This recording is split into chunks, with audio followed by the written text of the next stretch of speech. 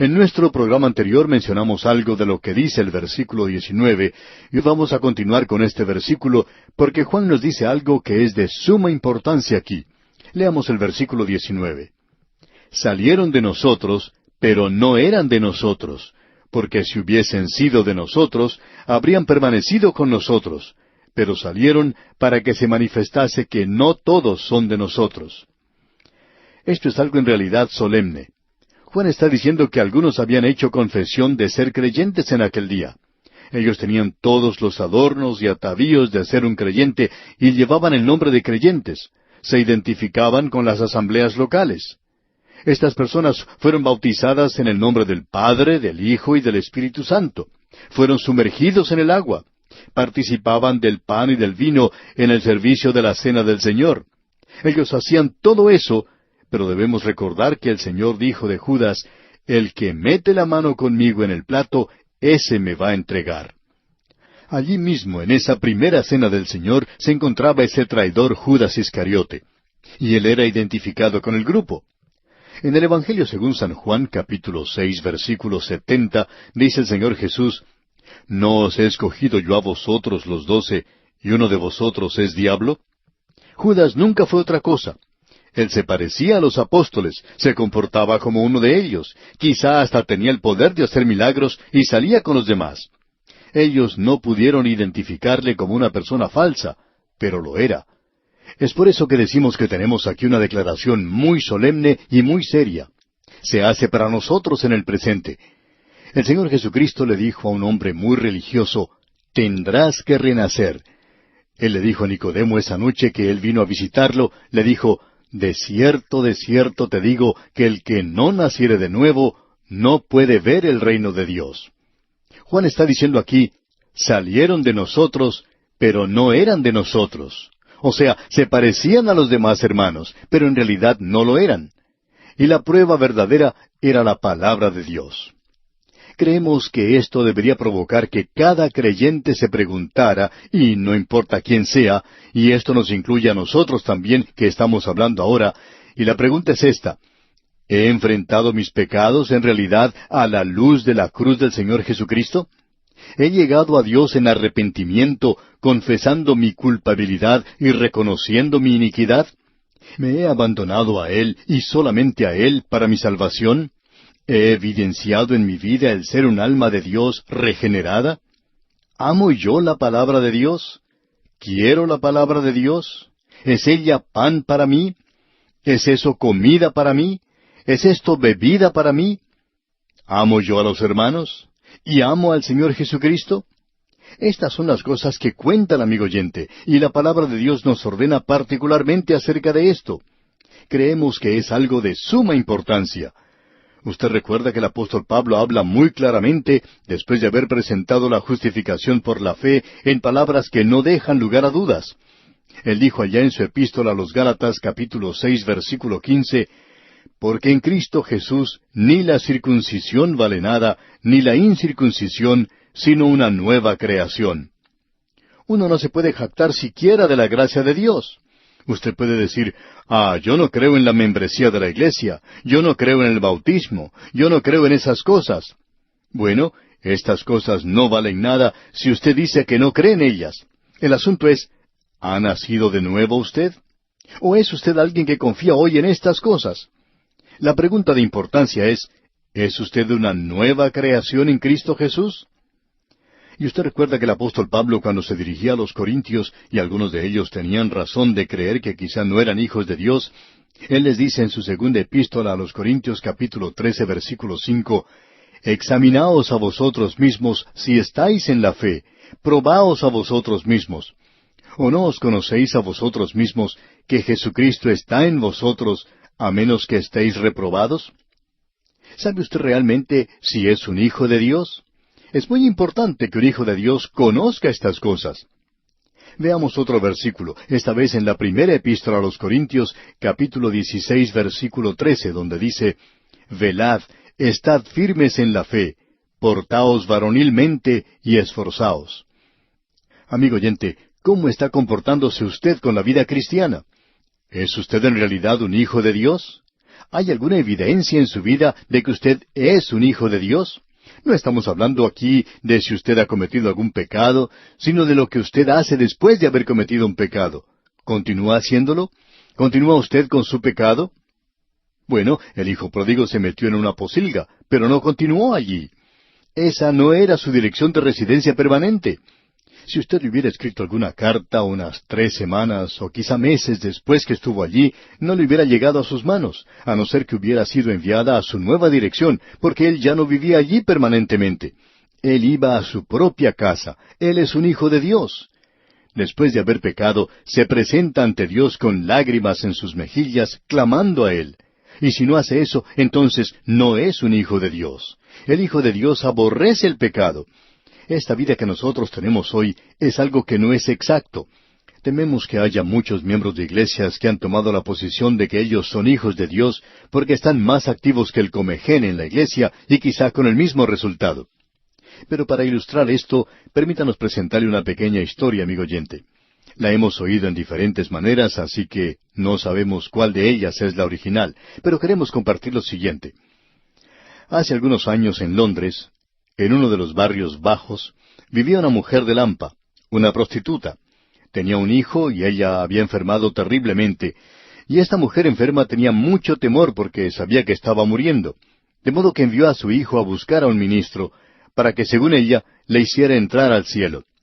Así es que le dijo a su hijito, «Ve y consígueme un ministro que me pueda hacer entrar al cielo». Y este jovencito salió de su casa buscando una iglesia. No pasó mucho tiempo cuando encontró una iglesia bastante grande, por cierto. Él fue a la rectoría, a la oficina, y el ministro salió cuando él hizo sonar el timbre. El ministro miró al pequeñuelo y le dijo, «¿Qué es lo que deseas?». Y este muchachito respondió, «Mi vieja se está muriendo. Ella quiere que usted vaya y la haga entrar». Bueno, el ministro pensó que ella quería entrar a un hospital. Quizá estaba borracha en algún lugar, de modo que le dice al muchachito, «Ve a buscar un policía. Está lloviendo ahora y no quiero salir a mojarme. Consigue un policía para que ella pueda entrar a un hospital». Pero el pequeño respondió, «Ella está en casa, no está borracha. Está en su propia cama y está muriendo. Ella quiere que alguien la haga entrar y quiere que yo le consiga un ministro. ¿Quiere venir usted?». El ministro se sintió un poco aturdido por un momento porque era una persona liberal y sabía que debería ir. Él no podía negarse a cumplir una solicitud como esta, así es que tomó su saco, un paraguas, y salió con el muchachito, y caminaron mucho. Y luego llegaron a esta sección de los barrios bajos de Londres, y finalmente, luego de subir unas escaleras que crujían a cada paso, llegaron a la habitación de esta mujer enferma. Durante todo el camino, este ministro pensaba, ¿qué le diré a esta mujer? No le puedo decir lo que he predicado siempre a mi propia gente. Yo siempre les digo a ellos que son gente bien refinada y gente educada.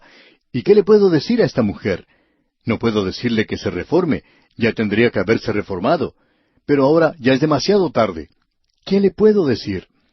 Y el ministro recordó que cuando era muchachito, su madre siempre citaba ese versículo tan famoso de Juan 3, versículo 16. Así es que, cuando llegó al lado de esta mujer enferma, este ministro sacó su Biblia y buscó este versículo en Juan capítulo 3, versículo 16, un versículo que en realidad no era muy conocido para él. Y él comenzó a leer, «Porque de tal manera amó Dios al mundo, que ha dado a su Hijo unigénito, para que todo aquel que en Él cree no se pierda, mas tenga vida eterna». Y esa mujer que quería entrar dijo, «¿Quiere usted decir que la clase de persona que yo soy solo tiene que confiar en Jesús?». El ministro contestó, «Bueno, eso es lo que dice aquí. Dice aquí que Dios entregó a su Hijo y que lo entregó para morir en una cruz. También dice, y como Moisés levantó la serpiente en el desierto, así es necesario que el Hijo del Hombre sea levantado. Eso lo puedo ver aquí. Y eso es lo que usted debe hacer». Y esta mujer, antes de morir, allí en su lecho de muerte, aceptó a Cristo como su Salvador personal. Y este predicador que se encontraba allí contaba esta historia más tarde y decía, «Esa noche no solo logré que ella entrara, sino que yo también entré». Amigo oyente, ¿está usted seguro que ha entrado? ¿Está usted seguro que ha confiado en Él y que Él es su Salvador personal?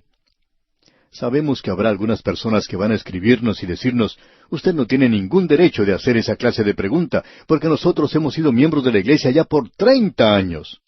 Bueno, amigo oyente, creemos que usted debe examinarse a sí mismo y ver si está o no está en la fe. Creemos que es algo maravilloso el poder hacer un inventario y ver dónde se encuentra uno. A veces uno no se da cuenta de la posición o de la situación en la que se encuentra hasta cuando uno se detiene y la analiza. Puede que uno tenga dudas sin saber que las tiene.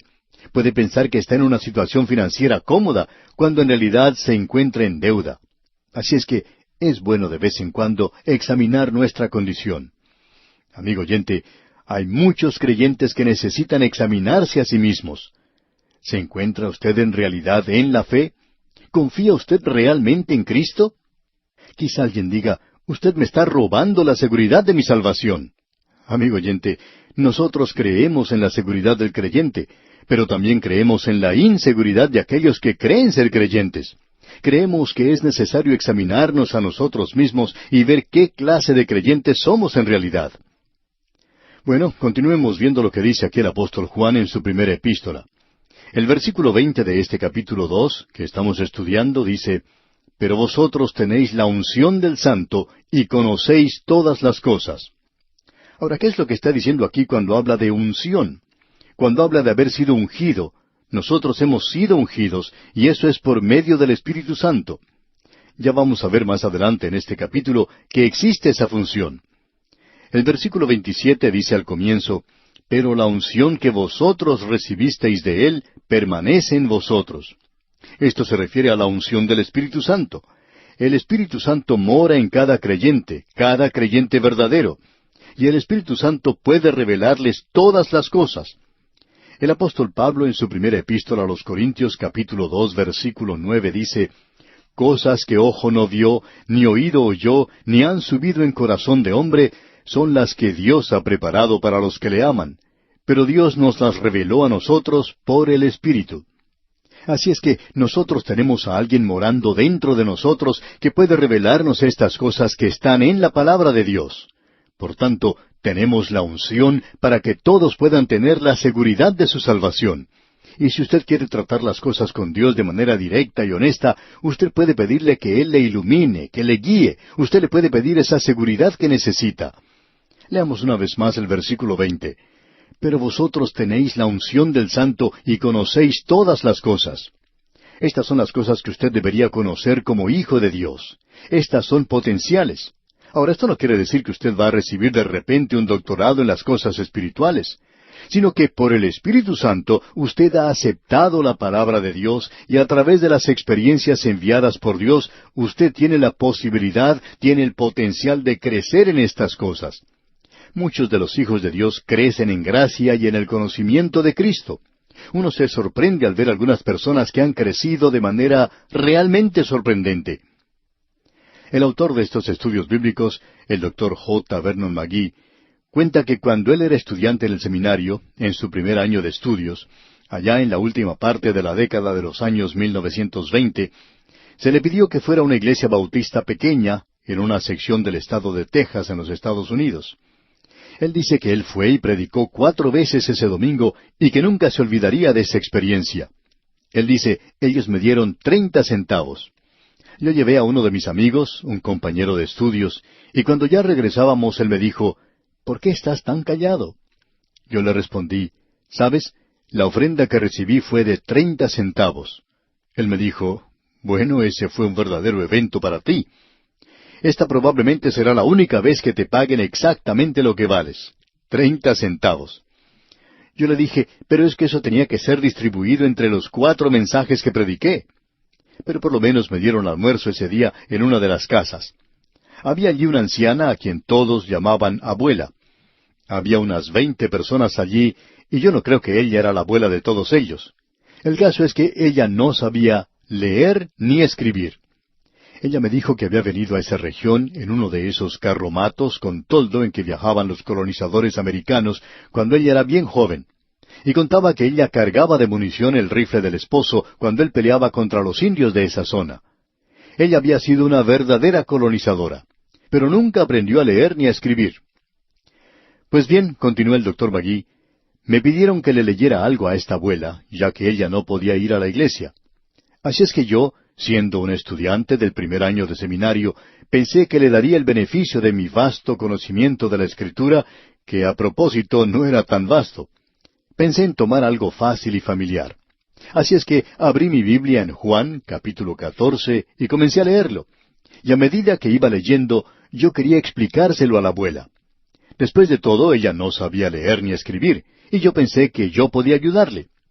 Yo hice 1 o 2 comentarios, y ella estaba allí sentada y me pareció que estaba un poco aburrida.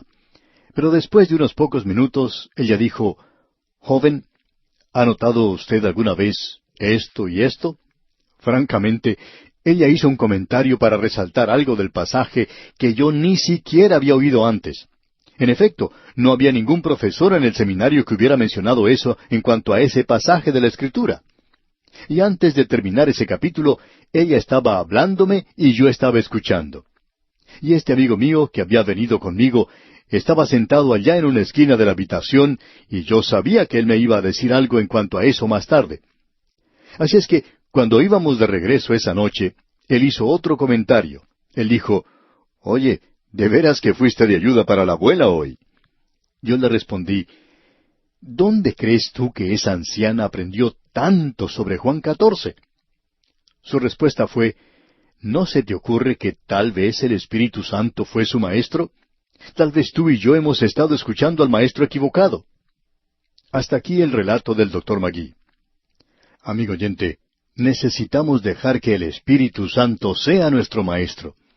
Permítanos decirle que eso es lo que este versículo significa aquí. Tenemos la unción del Santo y conocéis todas las cosas, dice. Ese potencial es asunto suyo, si va a aprender o no. Luego Juan dice en el versículo 21 de este capítulo 2 de su primera epístola, «No os he escrito como si ignoraseis la verdad, sino porque la conocéis y porque ninguna mentira procede de la verdad». Ellos tenían el Evangelio, tenían la verdad, porque la conocéis y porque ninguna mentira procede de la verdad. Lo que está diciendo aquí es que ellos tenían la verdad, pero ahora se estaban presentando algunas mentiras. Estaba entrando el gnosticismo y había muchos anticristos que aparecerían. Ahora, ¿quién es un anticristo? Hemos dicho algunas cuantas palabras en cuanto a esto en programas anteriores. Tenemos un poco más ahora. Leamos el versículo 22 de este capítulo 2 de la primera epístola del apóstol Juan. ¿Quién es el mentiroso, sino el que niega que Jesús es el Cristo? Este es anticristo, el que niega al Padre y al Hijo. El mentiroso es quien niega que Jesús es el Cristo. Ese es anticristo, el que niega al Padre y al Hijo. No habrá solo un anticristo, sino que habrá muchos y ya ha habido algunos. Este es anticristo, el que niega al Padre y al Hijo, dice aquí Juan. Esa es una sentencia o una señal o marca segura del anticristo, y hay muchos de ellos. Estamos en el capítulo 2. Vamos a comenzar con el versículo 23, y aquí Juan nos dice que él ya ha identificado el anticristo para nosotros. Ahora, anticristo es alguien que niega al Padre y al Hijo. Y en el versículo 23, él nos presenta claramente que uno no puede negar al uno sin negar al otro.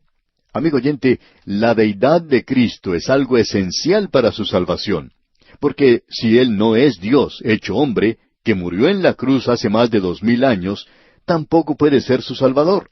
Él ni siquiera podría ser su propio Salvador, porque ninguno de nosotros, los seres humanos, podemos morir el uno por el otro, sino que fue necesario que Dios se hiciera hombre para que usted y yo pudiéramos tener redención. Por tanto, Juan dice aquí en el versículo 23 de este capítulo 2 que estamos estudiando, «Todo aquel que niega al Hijo, tampoco tiene al Padre. El que confiesa al Hijo, tiene también al Padre». Usted puede apreciar entonces, amigo oyente, que cuando usted dice que cree en Dios y niega la deidad de Cristo, en realidad no está creyendo en Dios. Por lo menos no cree en el Dios de la Biblia. El Dios de la Biblia es aquel que envió a su Hijo al mundo para morir por nuestros pecados, y Él es Dios. Y ya que es Dios, Él solo fue quien pudo realizar un sacrificio satisfactorio ante Dios por nuestros pecados. Si Él hubiera sido otra cosa, Él mismo hubiera sido un pecador. Por eso es que dice aquí en el versículo 23, leamos otra vez, «Todo aquel que niega al Hijo, tampoco tiene al Padre. El que confiesa al Hijo, tiene también al Padre. Es necesario que enfaticemos eso, debido a la gran importancia que tiene. Ahora, siguiendo más adelante en este capítulo, vemos que el versículo 24 comienza diciendo, «Lo que habéis oído desde el principio, permanezca en vosotros». O sea que el principio que menciona Juan se refiere a la encarnación de Cristo. Y Juan les dice aquí, «Lo que habéis oído desde el principio». Aquello que habéis oído en cuanto a su encarnación. Eso se encuentra en el Evangelio según San Juan. Lo que habéis oído, pues, en cuanto a su vida, lo que habéis oído en cuanto a su muerte, lo que habéis oído en cuanto a su resurrección, todo eso permanezca en vosotros. Y el versículo 24 continúa diciendo, «Si lo que habéis oído desde el principio permanece en vosotros, también vosotros permaneceréis en el Hijo y en el Padre». Es esencial, por tanto, el tener una fe viva que descanse en aquel que vino a esta tierra hace más de 2000 años. Y Juan dijo, «Y aquel Verbo fue hecho carne y habitó entre nosotros». El Verbo se hizo carne. ¡Cuán tremendo es esto, amigo oyente!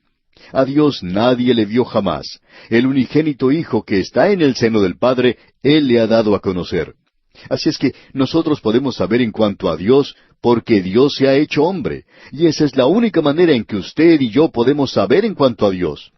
Nosotros sabemos en cuanto a Dios, podemos conocerle a Él, y lo importante de toda esta sección aquí es la comunión con el Padre y con el Hijo.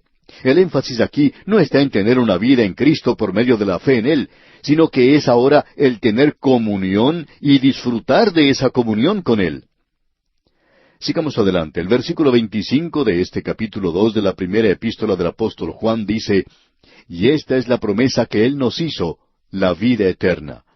Este versículo es muy importante porque se une al versículo siguiente, el versículo 26, que dice, «Os he escrito esto sobre los que os engañan». Es decir, había aquellos que ahora comenzaban a negar al Padre y al Hijo, comenzaban a negar que el Señor Jesucristo era quien decía ser. Estos eran engañadores.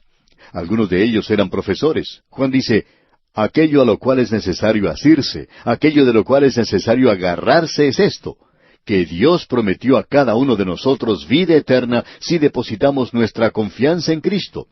Y él dice, no es necesario añadir nada a eso. No es necesario aprender aquello que los gnósticos nos están enseñando. Ellos pretenden tener un conocimiento superior. Ellos sí conocían un poquito más quizá que algunas otras personas. Y tememos, amigo oyente, que en el día de hoy existe un gran peligro en esto.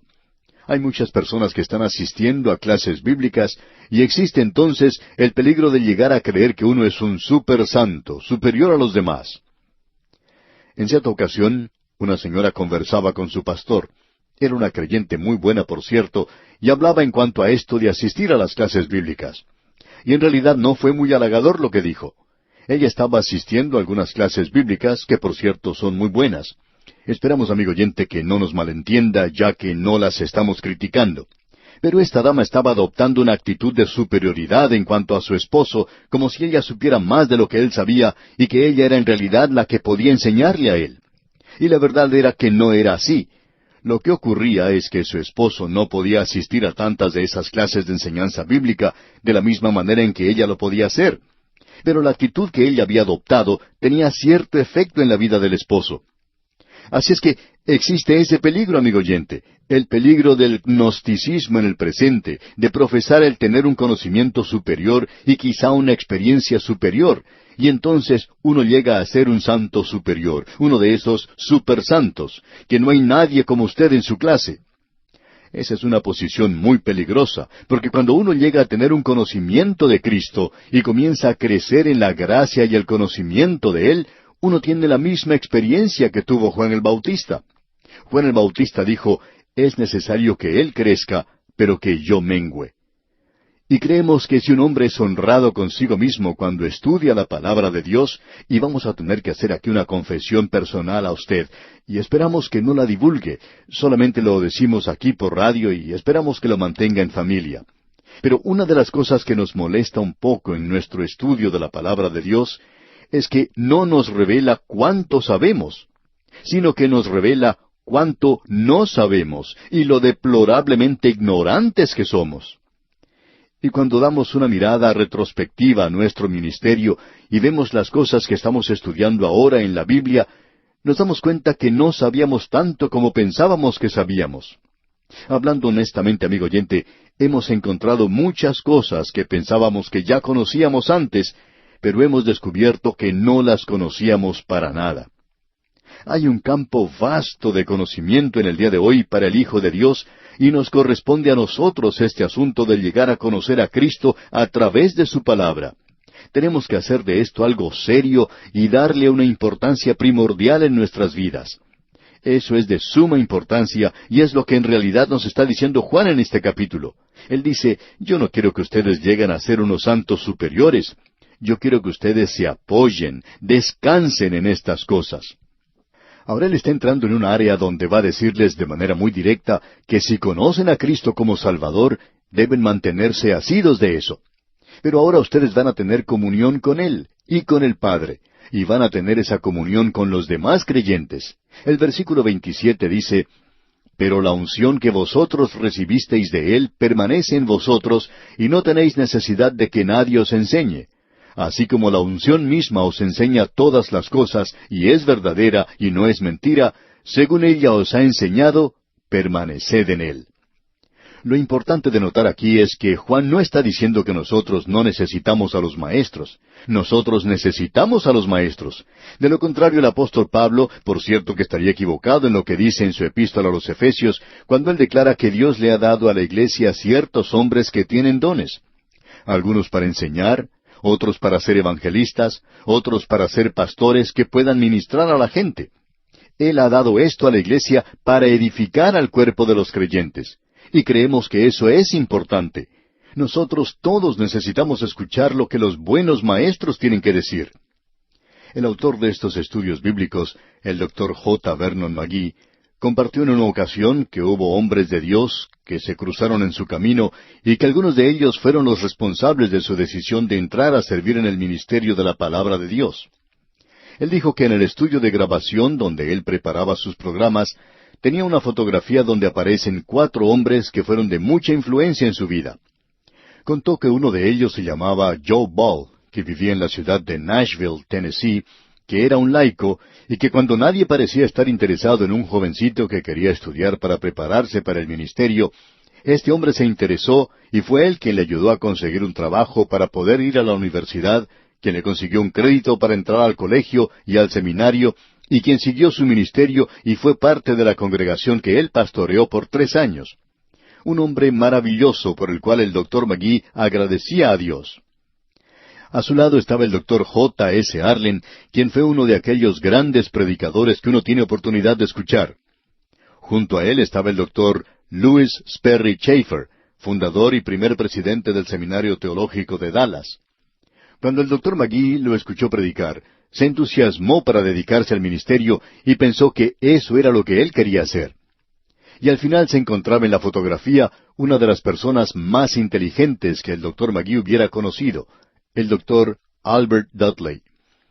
Él fue un hombre que tuvo mucha influencia para que el Dr. McGee entrara al ministerio y se dedicara a ser un predicador expositivo y no a levantarse y predicar un pequeño sermón nada más.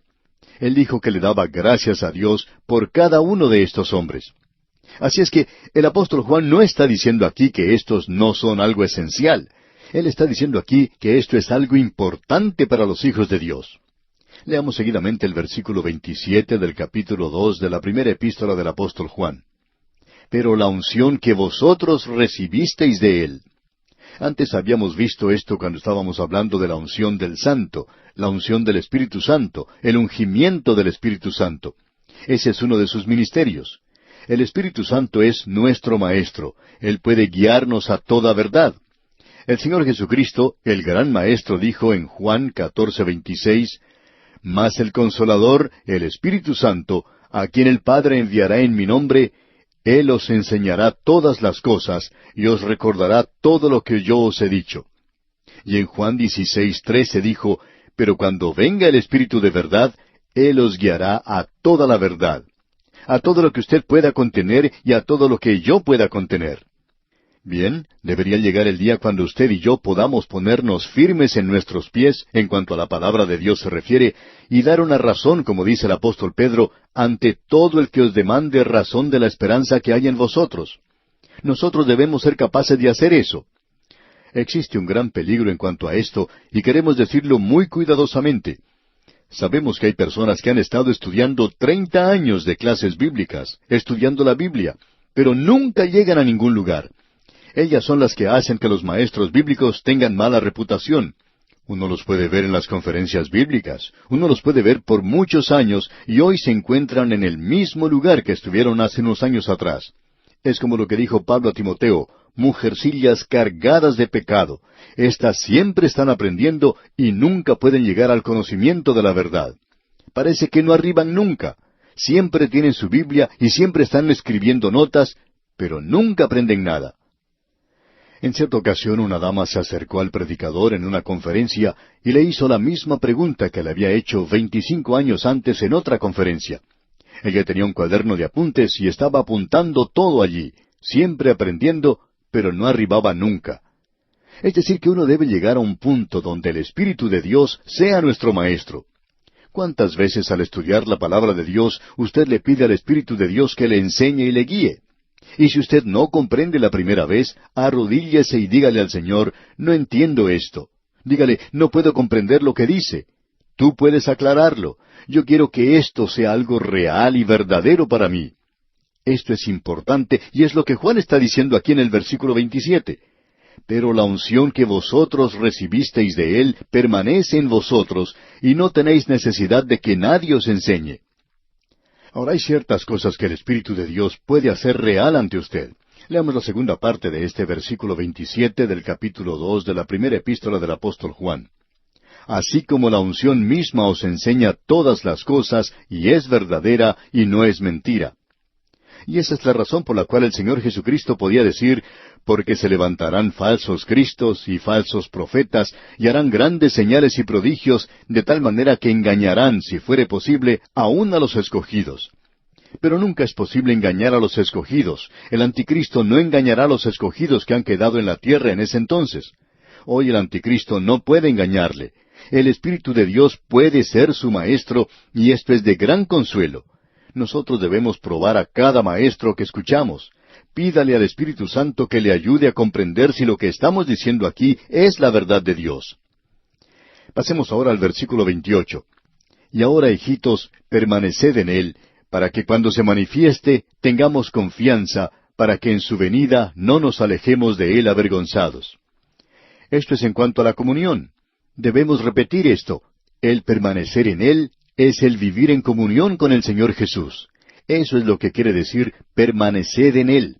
Quiere decir tener comunión con Él. Juan dice, permaneced en Él para que cuando se manifieste tengamos confianza. Hay muchas personas que están hablando en cuanto a la venida de Cristo y se emocionan en cuanto a esto, pero por cierto que puede ser una situación embarazosa para ellos.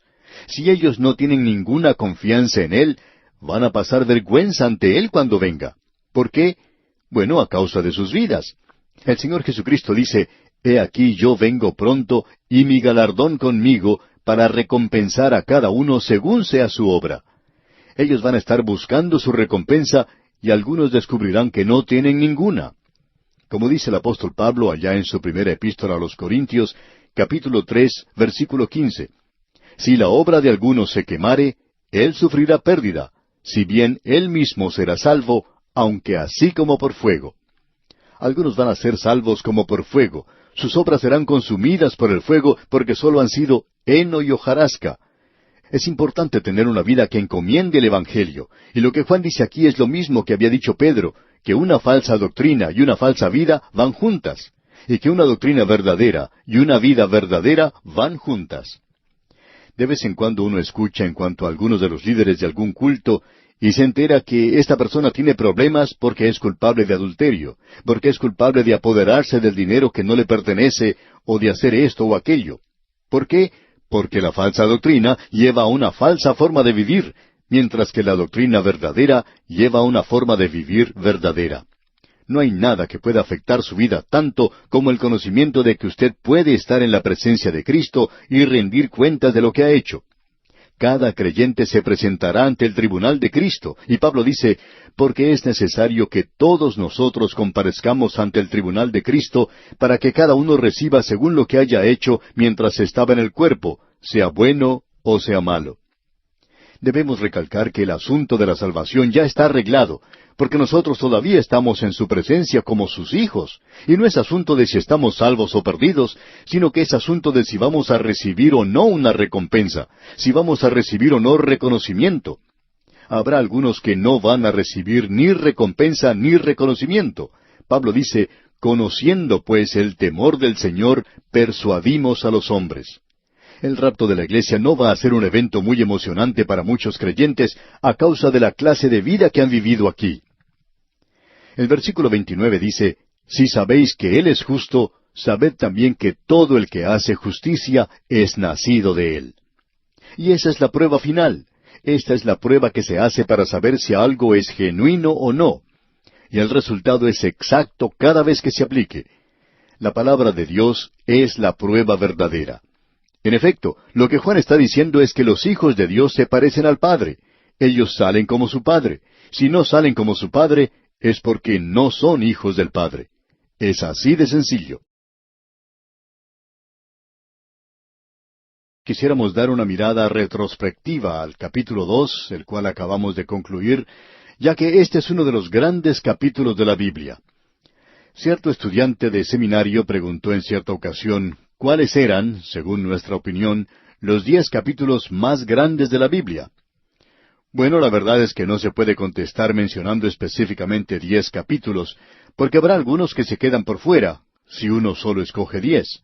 Sería prácticamente imposible elegir los 10 capítulos mejores, porque cuando uno lee a través de la Biblia, parecería que cada capítulo llega a ser el mejor capítulo.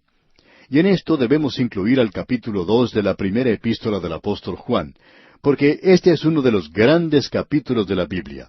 Pero hay tantos otros que uno en realidad no los puede limitar solamente a 10. Ahora, lo importante de ver en este capítulo es que Dios es amor. Él nos presentó al mismo comienzo con claridad que nosotros podemos saber que somos hijos de Dios, que nosotros podemos tener comunión con Él, a pesar del hecho de que somos débiles, frágiles, vacilantes, de que somos niños que podemos tropezar y caer. Aún así, podemos tener comunión con Él, porque Jesucristo, el Hijo de Dios, continúa limpiándonos de todo pecado. Tenemos un abogado para con el Padre y Él está de nuestro lado. Luego dijimos al principio del capítulo 2, en el versículo 3, que Dios es amor. Y este es el corazón mismo de esta epístola. Y se menciona unas 33 veces, y es muy importante que notemos eso. Ahora podríamos dividirlo de la siguiente manera. ¿Cómo los hijitos pueden tener comunión los unos con los otros? Y eso es algo muy importante. Y es andando en amor. Es decir, los hijitos pueden tener comunión los unos con los otros y ciertamente pueden reconocer que son llamados a vivir una vida diferente. Ellos han recibido ahora una nueva naturaleza. Pueden vivir ahora para Dios. Y esta es la prueba, la obediencia. Esa es la prueba de la vida, si la tenemos o no la tenemos, si nosotros guardamos sus mandamientos. Y Juan nos presentó eso claramente, y no solo sus mandamientos, sino también su palabra. Y guardar su palabra quiere decir que uno está dispuesto a ir mucho más allá de lo que Él ha mandado. La obediencia, por tanto, es la prueba de la vida. Existe una diferencia que se nos presenta aquí entre la ley y la gracia. La ley dice que si el hombre hace algo, entonces vivirá. Pero la gracia es lo opuesto a esto. Dice que si el hombre cree, entonces vivirá. Es decir, es un acercamiento diferente hacia la misma meta, y el único problema es que la ley nunca dio resultado para el hombre, porque su vieja naturaleza hace imposible que éste pueda complacer a Dios. Todos estamos destituidos de la gloria de Dios. La verdadera prueba es esta.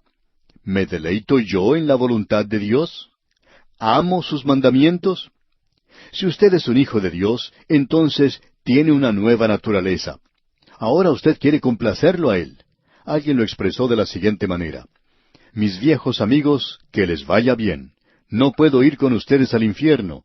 Yo quiero morar ahora con Cristo Jesús. Saldré con Él y hablaré de Él. Quizás sea un poema bastante pobre, pero por cierto que expresa las cosas tal cual son. Uno no puede hablar en cuanto a tener comunión con Dios y los demás creyentes y estar viviendo en el pecado. El escritor del libro de Proverbios lo expresa claramente en el capítulo 28, versículo 13, cuando dice, «El que encubre sus pecados no prosperará, mas el que los confiese y se aparta, alcanzará misericordia». Aunque sabemos que la sangre de Jesucristo nos limpia, por cierto, de todo pecado, usted y yo no podemos andar y vivir en el pecado y tener al mismo tiempo comunión con Dios y con los demás creyentes. Si usted y yo tenemos una vida que encomiende el Evangelio, esa es otra seguridad que se nos ha dado. Nosotros opinamos que uno no puede tener una verdadera seguridad, es decir, en lo profundo del corazón, a no ser que uno sea obediente a Dios. En el Evangelio según San Juan, capítulo 14 y versículo 15, dice Jesús, «Si me amáis, guardad mis mandamientos». Estamos seguros que podemos saber sin lugar a dudas que uno es un hijo de Dios. Y eso no es algo audaz ni jactancioso. No es ser arrogante, no es tener demasiada confianza, tampoco es engañarse a sí mismo, no es jactarse vanamente. En efecto, es verdadera humildad. Ahora, el saber que uno es salvo y la seguridad eterna del creyente no son la misma cosa, no son cosas sinónimas, aun cuando están relacionadas entre sí. El Señor Jesucristo dijo, «Mis ovejas oyen mi voz». Y si usted es parte de sus ovejas, entonces escuchará su voz. Usted no estará jactándose cuando dice que usted sabe que ha sido salvo. Lo que usted está diciendo es, «Yo tengo un pastor maravilloso». Usted no está diciendo que usted es maravilloso, sino que está diciendo que su pastor es maravilloso. Él dice, «Mis ovejas no perecerán jamás». ¿Qué verdad más maravillosa es esa? Al avanzar en esta sección en particular del capítulo 2 de la primera epístola del apóstol Juan, queremos indicar que tenemos muchas ansias de dedicar algo de tiempo a la última parte de este capítulo. En el versículo 21, Juan declara, «No os he escrito como si ignoraseis la verdad, sino porque la conocéis, y porque ninguna mentira procede de la verdad». Él no les está escribiendo a esta gente algo nuevo. Eso es lo que les está diciendo en este versículo, que Él no les está presentando algo nuevo. Ellos conocían el Evangelio. Lo que Juan está haciendo es escribiéndoles, creemos nosotros, con un doble propósito. Uno es para animarles y el otro para prevenirles, porque había falsas enseñanzas en aquel día, y el versículo 22 nos presenta eso muy claramente. Él dice, ¿quién es el mentiroso, sino el que niega que Jesús es el Cristo? Este es anticristo, el que niega al Padre y al Hijo. El lenguaje que Juan utiliza aquí es un lenguaje bastante fuerte, y lo mencionamos en programas anteriores, y eso se presenta en el original. ¿Quién es el mentiroso? Es decir, que todas las mentiras se resumen en aquel que es el príncipe de las mentiras, y ese es el diablo. Pero llegará un hombre de Satanás, y él es el mentiroso. ¿Cómo puede uno identificarlo? Bueno, leamos otra vez el versículo 22. ¿Quién es el mentiroso, sino el que niega que Jesús es el Cristo? Este es anticristo, el que niega al Padre y al Hijo. La marca del anticristo es aquel que niega al Padre y al Hijo. Esa es la señal. Y queremos decir algo que no acostumbramos a decir en nuestro programa, pero hace muchos años, el doctor William E. Hawken, quien fue profesor de filosofía en la Universidad de Harvard en los Estados Unidos, y quien escribió el libro Las religiones vivientes y la fe del mundo, fue presidente de un comité de laicos que muchos llamaron un comité de traición. Eso sucedió hace ya mucho tiempo. Él dijo lo siguiente, Dios está en su mundo, pero Buda, Jesús y Mahoma están en sus cuartitos privados. Nosotros podemos agradecerles, pero nunca regresar a ellos.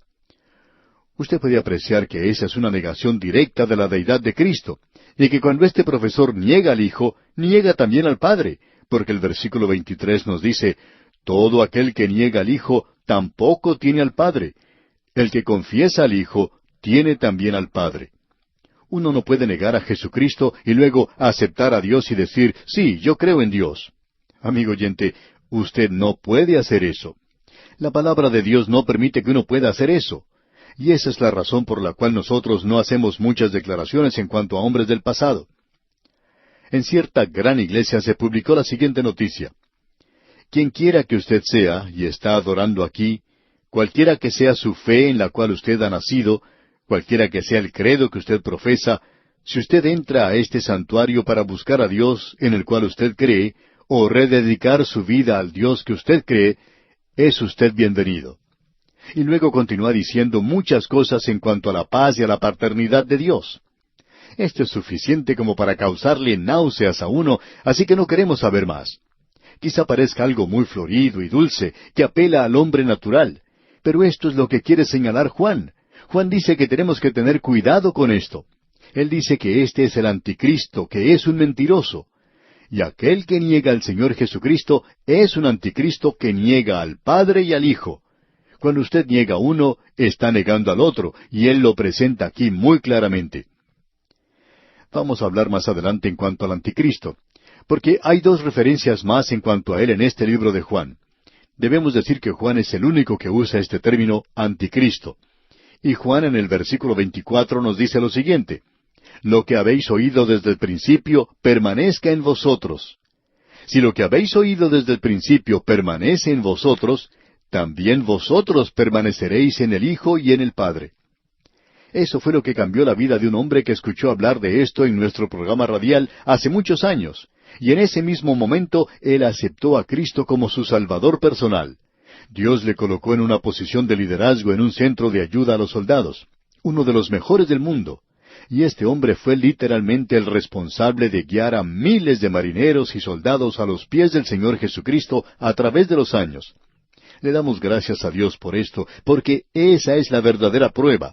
Juan dice, el permanecer en Él es evidencia de que usted es hijo de Dios. Ahora el versículo 25 dice, y esta es la promesa que Él nos hizo, la vida eterna. De paso digamos que la única vida que Dios nos ofrece es vida eterna. Si usted la perdiera mañana o el año próximo, entonces no es una vida eterna lo que usted tiene. Quizá haya sido cualquier otra clase de vida, pero no es algo eterno, porque cualquier cosa que termina no es eterna. Seguidamente el apóstol Juan en el versículo 26 nos hace una advertencia. Os he escrito esto sobre los que os engañan. Esto se refiere a aquellos que lo llevan a uno por el camino equivocado que le conduce a apartarse de la verdad. En algunos casos se utiliza la palabra seducen en lugar de engañan. Y pensamos que es una palabra muy buena. Y esto se aplica en otras formas en el terreno físico, y es exactamente lo mismo en el reino espiritual. Es decir, que uno lleva a una persona a cometer adulterio espiritual al apartarla de la verdad. Ahora, en el versículo 27, Juan nos dice por qué debemos permanecer en la verdad. Pero la unción que vosotros recibisteis de Él permanece en vosotros, y no tenéis necesidad de que nadie os enseñe. Así como la unción misma os enseña todas las cosas, y es verdadera, y no es mentira, según ella os ha enseñado, permaneced en Él. Hemos estudiado que la palabra unción proviene de la palabra griega carisma. Hay veces que nos referimos a cierto orador como una persona que tiene carisma, y si alguna persona no tiene eso, no puede avanzar mucho en el presente, y tenemos que admitirlo. Pero lo que la palabra misma quiere decir literalmente, y esto lo sacamos de un diccionario clásico, y debemos decir que nos sorprendió mucho lo que encontramos, quiere decir untar, de la misma manera en que uno, por ejemplo, unta la mantequilla en el pan. O también cuando los jóvenes se ponen algo en el cabello, podríamos decir que se están ungiendo a sí mismos, ya que uno se unta el cabello con algo para que quede bien peinado. Bien, esa es la palabra carisma, lo que quiere decir literalmente. Hemos estudiado y observado lo que tienen que decir otros estudiantes de la Biblia en griego, y ellos han arribado al mismo significado, el significado clásico antiguo que indica el untar. Esto es lo que quiere decir aquí. Ahora, ¿qué es lo que quiere decir para nosotros como creyentes? Bueno, Israel en el Antiguo Testamento tenía sus sacerdotes que habían sido ungidos con aceite por Dios, y esa unción indicaba, en una manera espiritual, que ellos estaban empapados en forma especial por el Espíritu Santo para realizar ciertas funciones. Ahora, eso es lo mismo que tenemos aquí. Pero la unción que vosotros recibisteis de Él. Es decir, que usted y yo hemos recibido una unción de Dios cuando fuimos salvos. Una de las cosas que el Espíritu de Dios hace por nosotros es ungirnos. Usted ha sido ungido para entender la verdad divina, algo que usted no podía comprender antes. Ahora Juan nos explica cómo opera la unción en nosotros. Leamos el versículo 27 del capítulo 2 de esta primera epístola del apóstol Juan. Pero la unción que vosotros recibisteis de él permanece en vosotros, y no tenéis necesidad de que nadie os enseñe. Así como la unción misma os enseña todas las cosas, y es verdadera, y no es mentira, según ella os ha enseñado, permaneced en él. Esto quiere decir que Él le ha dado a usted una unción por medio de la cual usted es capaz de comprender toda la verdad. Pero el hombre natural no percibe las cosas que son del Espíritu de Dios, porque para él son locura y no las puede entender, porque se han de discernir espiritualmente. Antes bien, como está escrito, cosas que ojo no vio, ni oído oyó, ni han subido en corazón de hombre, son las que Dios ha preparado para los que le aman. Pero Dios nos las reveló a nosotros por el Espíritu. Y esa es la unción que el creyente recibe del Espíritu Santo. Esa es la unción por la cual tratamos de animar a nuestros oyentes a que tomen la palabra de Dios, la lean y la estudien. Cierta oyente nos escribe diciendo que ella escucha nuestros programas, los graba y luego los puede repetir una y otra vez. Ella lee los pasajes y de pronto sus ojos son abiertos y ella puede percibir al Señor Jesucristo de una manera nueva. ¿Qué es lo que ha sucedido? Ella ha recibido una unción. Nosotros creemos en esa clase de unción, pero no creemos en muchas de esas cosas tontas que existen en el presente, cosas que son solamente algo emocional, que no lo iluminan a uno ni ayudan a comprender la palabra de Dios y tampoco le ayudan a amarla. Tampoco le enseñan a amar al Señor Jesucristo, y no interesa el entusiasmo que uno pueda poner en la religión. Usted puede hacer eso y tener toda esa clase de emociones, pero no es bueno.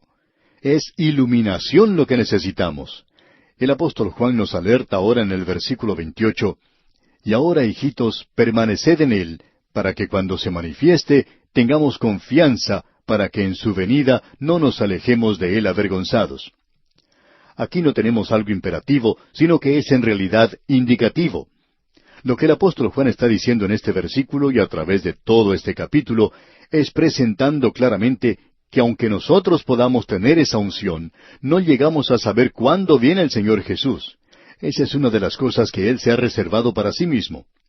Juan dice ahora en el versículo 28, para que cuando se manifieste tengamos confianza, para que en su venida no nos alejemos de Él avergonzados. Creemos que los creyentes deben vivir a la luz de la inminente venida de Cristo. Ahora, si usted me dijera que Él no va a venir sino hasta dentro de 20 años, quizá yo no viva hasta entonces, pero si Él no viene hasta ese entonces, yo no tendría que preocuparme hoy. Puedo descuidarme un poco en mi forma de vivir. Pero si Él viniera hoy, exactamente en este mismo instante, Él me encontraría preparando este programa, y eso estaría bien. Espero que Él venga en un momento así, pero yo no sé cuándo es que Él va a venir. Y Él puede venir cuando yo esté pensando mal de algún vecino o de algún amigo, o esté disgustado con alguien. Y si el Señor viniera en ese momento, yo podría avergonzarme a su venida. Así es que usted y yo debemos vivir todo el tiempo a la luz de su inminente regreso. Siguiendo adelante, Juan nos dice aquí en el versículo 29, «Si sabéis que Él es justo, sabed también que todo el que hace justicia es nacido de Él». Es decir, que los hijos de Dios se parecen al Padre. Ellos hacen lo mismo que el Padre. Y si no hacen lo mismo que el Padre, entonces no son los hijos del Padre. Es así de sencillo. Ahora hemos hecho este repaso de este capítulo 2 porque creemos que es un gran capítulo. Y ahora vamos a entrar al capítulo 3. Y al entrar a este capítulo 3, entramos a una nueva sección. Aquí tenemos el amor del Padre para sus hijos en los primeros 3 versículos.